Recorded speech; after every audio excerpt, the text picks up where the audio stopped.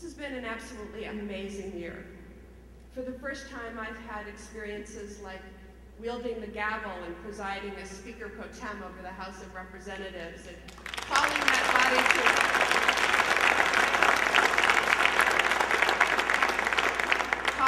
body to order and then trying to maintain order over a contentious debate or two.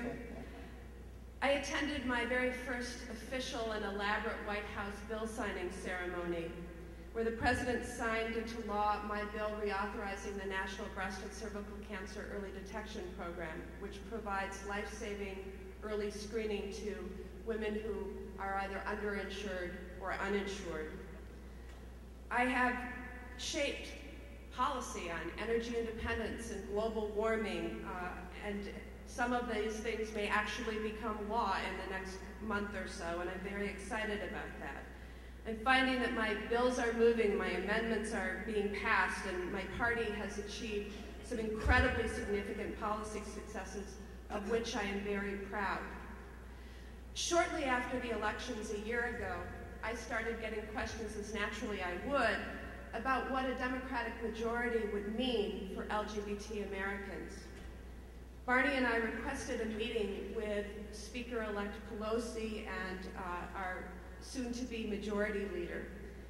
And at that meeting, held before they were even sworn into their new leadership posts, we received an unhesitating commitment that hate crimes and ENDA would move through the House the first year of our majority, hate crimes in the spring and ENDA in the summer or fall. And I can tell you I emerged from that meeting absolutely jubilant. And I set forth to do one of the things that I do best in the Congress, that is count votes. But unlike the typical partisan whip operations, which count votes perhaps a day or two before a vote's coming to the floor, I think we all understand with LGBT civil rights issues and equality issues that it requires more than just a simple, how are you going to vote on hate crimes? How are you going to vote on ENDA? It's an undertaking in which we have to educate, persuade, furnish additional information, help them think through political cover if that's what they need. And it's an undertaking that takes time. I might add that I've run an informal and bipartisan whip operation in the House now for several sessions, starting with the defensive battles back to defeat the Federal Marriage Amendment in the 108th Congress and the 109th Congress. But of course, it was a pleasure to start this undertaking on a proactive agenda towards securing full equality. Now, these whip operations involved hundreds of face-to-face conversations. And I've led these efforts because I think it makes a difference when my colleagues happen to hear from an out lesbian, or in Barney's case, from an openly gay man. Although I've certainly been aided greatly by many of our incredible straight allies on both parties. Now, during these conversations, my colleagues would open up in incredible ways. They would tell me about gay brothers, lesbian daughters, same-sex couples in their constituencies who have deeply impacted their thinking and feelings on our issues. One told me recently that his wife was the advisor to the GSA at the school in which she taught, and that he would be in a lot of trouble if he didn't vote with me. Sometimes the conversations are more like a confessional. Oh, Tammy, I voted wrong on DOMA, and now is my chance to make it all up. What I learned from these colleagues won't be a surprise to anyone in this room, and that is that for those of them who we as an LGBT community have reached, it has made all the difference.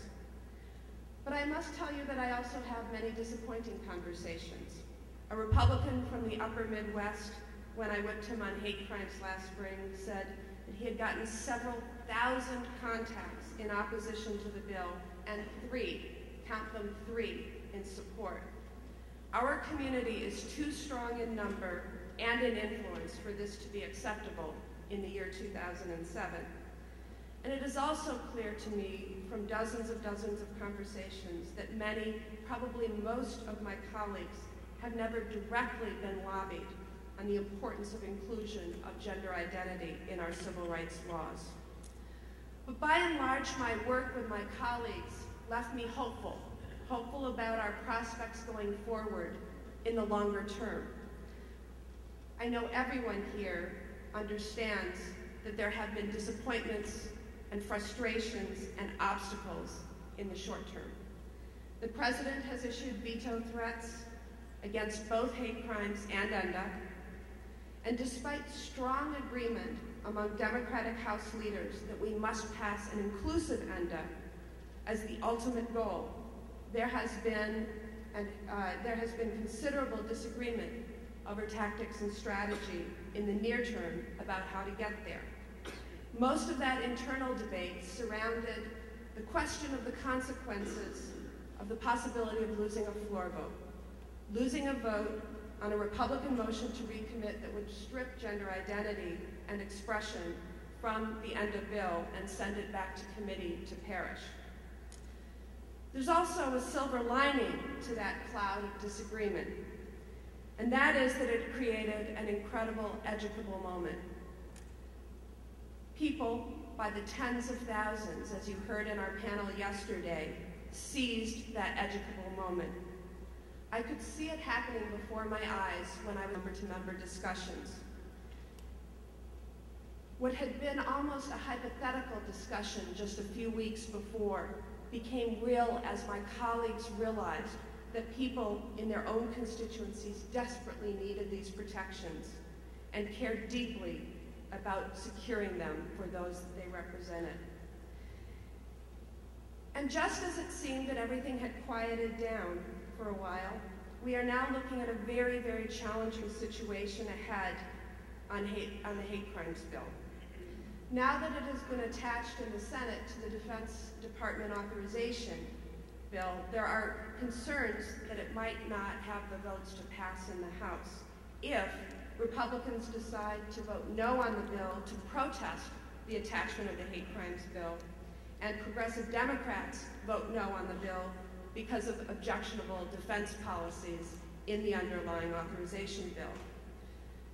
We have our work cut out for us. But as we segue into our panel on 2008 and beyond, I would reflect that a Democratic majority in the House has meant that I could move from working to prevent bad to working to educate and set the stage for good. Our rights are in the spotlight and moving forward for the first time in many years.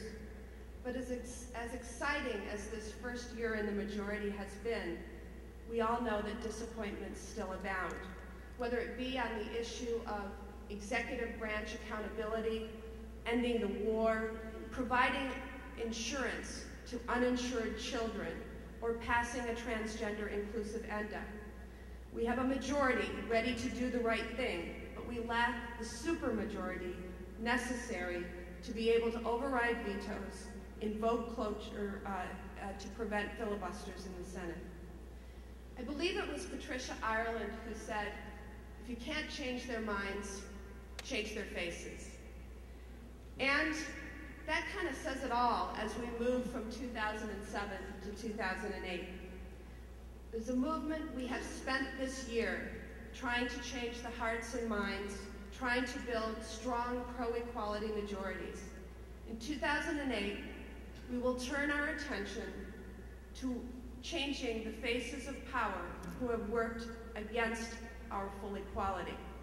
And of course, we will do it in the very way that Jim Hormel reminded us yesterday, by knowing and owning our own power, by coming out, as he said, in every day and every way, and by being active participants and not spectators.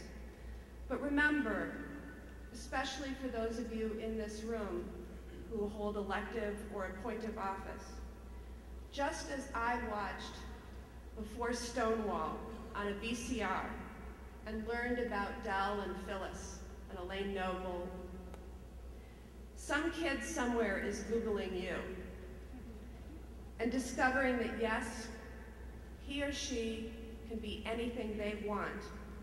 That's the responsibility that our foremothers and forefathers handed down to us, and it is the gift that we have to give to the next generation.